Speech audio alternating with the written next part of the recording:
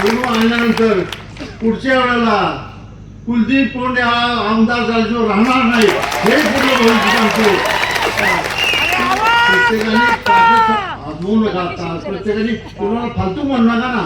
आणि तुमची ताकद काय आहे मग तू कसा पडला असं होतं ना. असं नाही परमेश्वर ज्याला त्याला देतो. मला फक्त आता वाईट बोलायचं नाही. फक्त मी सारखं तुम्हाला आवडतोय नाहीतर मी नाही कमी बोलणार नाही.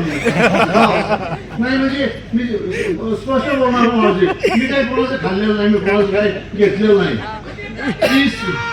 30 वर्ष बापू कारखान्यावरील मी माझ्या माहितीप्रमाणे चहा सुद्धा पेलो नाही. म्हणजे पेजो फक्त पैसा कोणाचा घेतला नाही. मी माझे पैसे लावले माझे 2 वेळा 3 वेळा.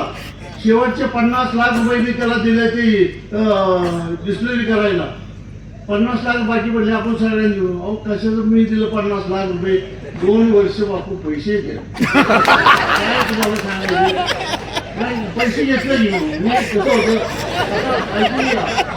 पैसे मी मागायला लागलो तर हा पोपट सुखी आणि विकास कोंडे व्हायचे होता.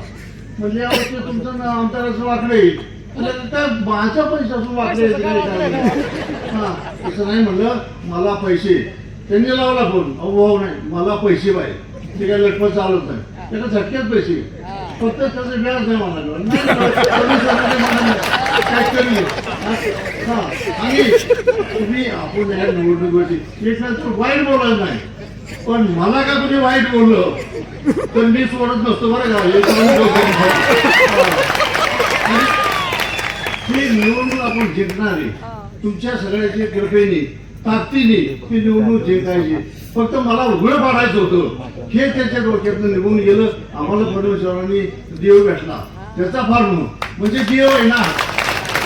तर आपण काही करा.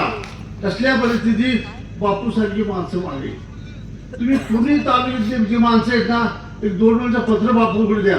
त्याच लगी मंजूर बसल्या बसल्या 4 का मंजूर केलं. काही विशेष काही आहे म्हणजे एवढी ताकद आहे शब्दामध्ये कुठलाही कार्यक्रम